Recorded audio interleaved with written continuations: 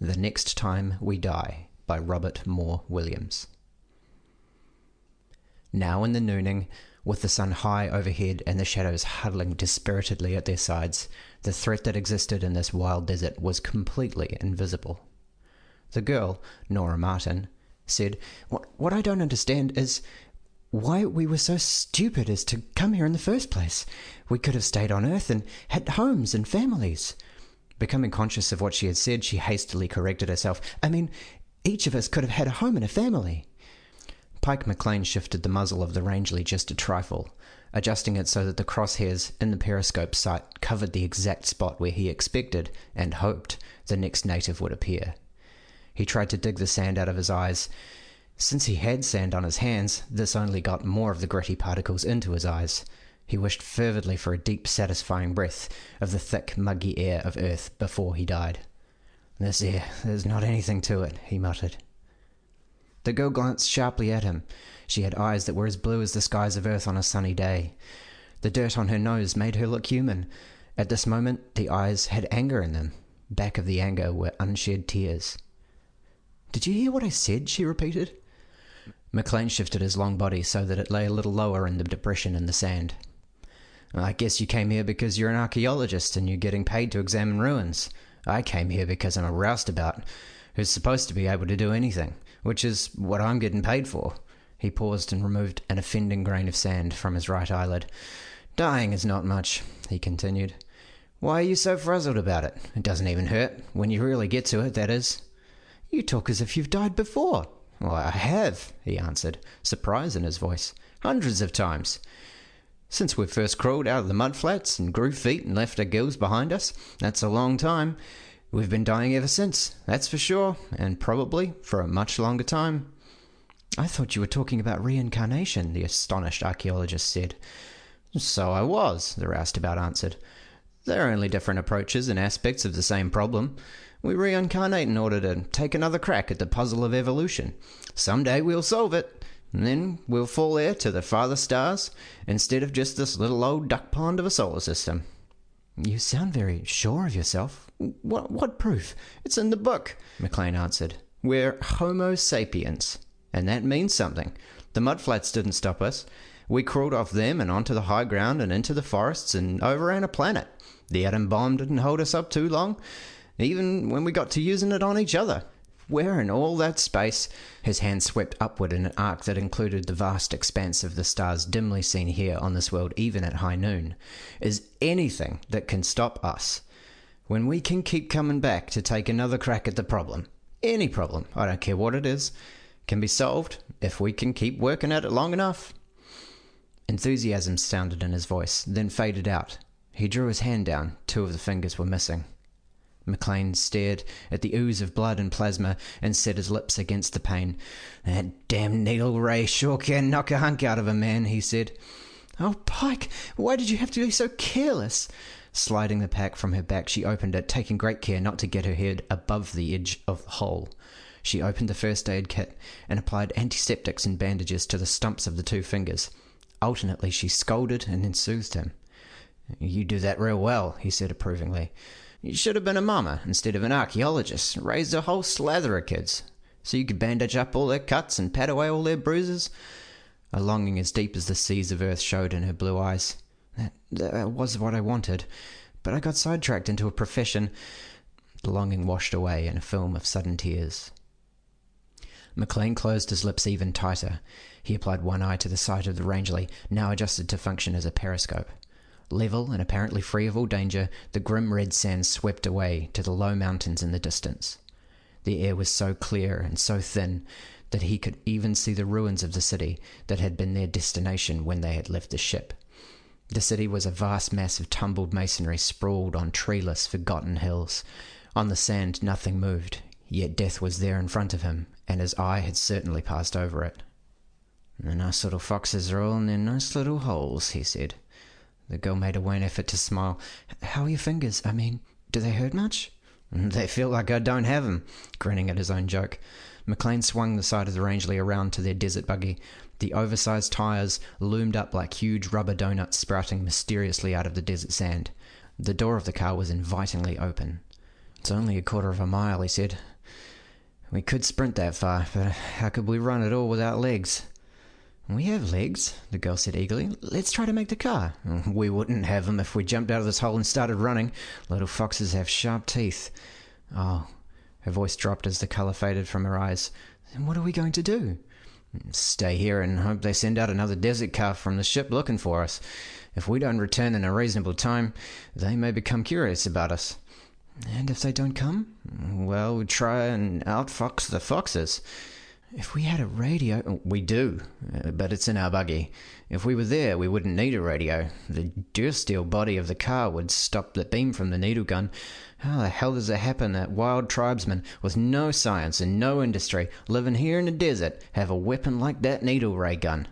When they built their city here, they weren't desert tribesmen, the girl explained. They were going somewhere then. They had science and at least light industry and skilled workers. When they came back to the desert, they left everything behind them except their weapons. A primitive will always choose a weapon over anything else. He will value it as he values his life, because that's what it is. And why did they come back to the desert? Well, that's one thing we expected to discover in their ruined city, Pike. The girl's voice took on the patient tone of the expert instructing the amateur. War with a neighbouring tribe in which they were defeated might have been the reason. Change in climate might have been a factor. Perhaps there were other reasons too. Famine, pestilence. They started up, then went back. This has happened so often that it seems to me the seeds of decay always sprout at the same time as the seeds of greatness. I wish I were an archaeologist and a philosopher and understood all those things, McLean said longingly. You are a man, which is more important. Do you mean male? No, man. M-A-N. She spelled the word for him. Man, the highest level reached by the life force on Earth to date, or in the solar system as we know it. Oh, you mean top of the heap, McLean said. Sure, we know that. But the little foxes hiding in their nice little holes don't know it. They don't think that being a man is so much. A thin sparkle of light flickered through the air above his head as he spoke. He had the impression that a crackling sound went with the death beam, like the rustle of static in space. See, that's what they think of us. Targets. The girl dodged downward. McLean advised her not to be a sissy and turned his attention to the side of the Rangeley. Nothing was in sight. This did not surprise him. He had not expected to see anything except sand. I bet you I'm looking right at 2 or 3 of those little devils and not seeing them, he grumbled. They are adept at protective coloration, the girl said. Let me look. She applied her eye to the scope of the Rangeley, moving it on its mounting so that it swept across the sand. There's one, she said, sudden excitement in her voice. Where? McLean demanded, pushing her aside and put his eye to the scope. Right where I have the sight centered. Can't you see that little bulge? Right there. She started to stand up and point. McLean jerked backward and shoved her face into the sand. Don't get so excited you start to stand up, he growled. Light sparkled through the air above them. I forgot, the girl said meekly. Let me get my head up. You've got my nose and mouth full of sand. Out here you only forget once, the roustabout said, releasing her. I still don't see anything, he said, peering through the scope. He moved aside as she pushed at his shoulder. Again she studied the terrain, making a minute adjustment of the sight. She pulled the trigger. The Rangeley burped softly. It was a gas-operated gun. Then 3 quick explosions took place out in the desert where the explosive pellets hit. A wild yell followed. McLean got his eye to the site just in time to see a tribesman spin crazily within 50 feet of them. The fellow turned one last cartwheel, then collapsed into a bundle of dead rags. You got one! McLean yelled triumphantly. Did I? I'm sorry, I mean... Her voice trailed, choked with fear. He looked quickly at her. The girl's eyes were filled with tears. I didn't really mean to do it, she blubbered. Cut out and stop that dang caterwauling, he ordered. This is war. The fact that just you and me and some wild Martian Indians are involved in this war doesn't make it any less deadly. If we don't get them, they'll get us. He held up his bandaged hand. Do you think the tribesman who did that was after me fingers? He wasn't. What he wanted was my head. All right. I understand this intellectually. It's just that my emotions get involved. Get them uninvolved, he said. How could you see that Martian when I couldn't? Better ability to differentiate colours, probably, the girl answered.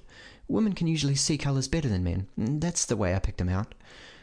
Do some more differentiating between colours, he invited, waving her back to the site of the Rangeley. Maybe by Harry we'll get out of here alive after all. Hope surged in his voice. If we do, then what? The girl asked. He shook his head. If we do get out, I couldn't tell you anyhow. There's no point in talking. But in case we don't get out, I want you to know you're a mighty nice kid. "Oh, thanks."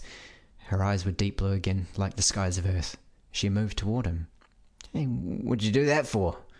"Just an impulse. I always kiss men who tell me I'm a nice kid." "Nice kid, nice kid, nice kid," McLean said. "You're too eager." The blush on her cheeks was visible through the sand. Hastily she applied her eye to the side of the Rangeley. McLean sighed. He'd never had a girl. It seemed to him that fate was playing him a cruel joke to try and give him one under these conditions. A hole in the sand, with wild Martian tribesmen surrounding him. He mentally estimated the distance to the desert buggy, considered their chances of making this trip and arriving alive. He was shaking his head at his own estimate when the Rangeley burped again. "I missed," the girl said. "Oh, here he comes." McLean shoved her away from the sight. The Martian was moving toward them, fast. Instead of a gun, he had a spear. "You didn't miss," the roustabout said.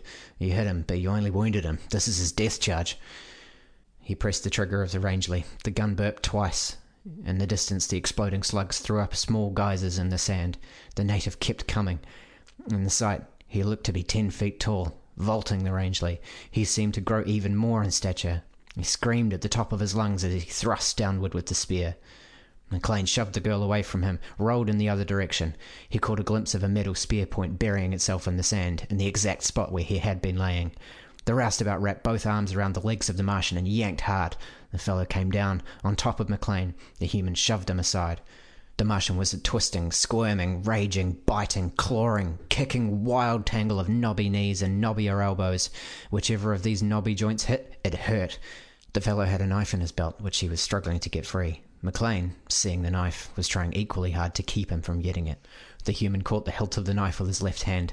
With his right fist he struck at the native's stomach. Grunting, the Martian opened his mouth and tried to bite McLean. The roustabout, no stranger to this kind of fighting, butted him in the open mouth with the top of his head, and then struck savagely at the stomach. He felt his fist sink home in leathery tissue there. The native grunted and went limp. McLean jerked the knife from its scabbard.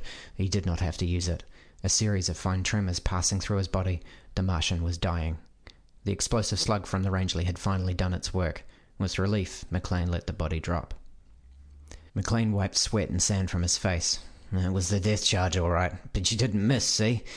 He pointed to the wound in the Martian's chest.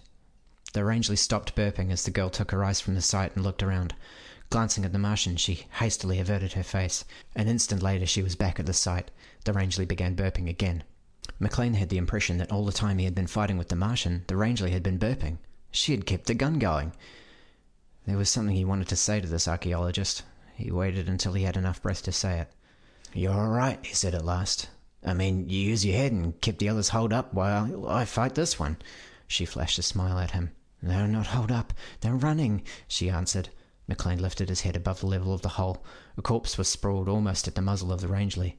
A second lay 50 feet away. A third was perhaps 100 yards distant.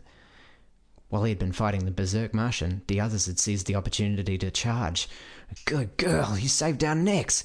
He watched the running tribesmen. She was keeping the sand at their heels thoroughly stirred up with slugs from the Rangeley. "Wonderful," McLean breathed. "Lift your sides just a little." The Rangeley went into silence. Looking down, he saw that her shoulders were shaking with sobs. "I know how you feel," he said gently, "but you had to do it, to save our necks. Come on, let's get back to our car while they're still running and we have the chance." He swung into action. Collapsing the sight into place, he swung the Rangeley and its tripod mounting over his shoulder. Catching the girl by one hand, he began to run. To both, the car looked like heaven. It was that, and more. Here in this desert, each had found in the other something he had searched for all his life, but had not found. There was heaven in this thought. McLean could hear the girl panting as she ran beside him, but she was also laughing. He began to laugh too, from pure happiness. He squeezed her hand, and she squeezed back.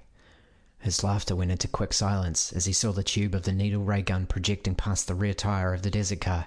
The bright, baleful eye of a Martian crouching there was visible behind the weapon. "It's a trap," he gasped.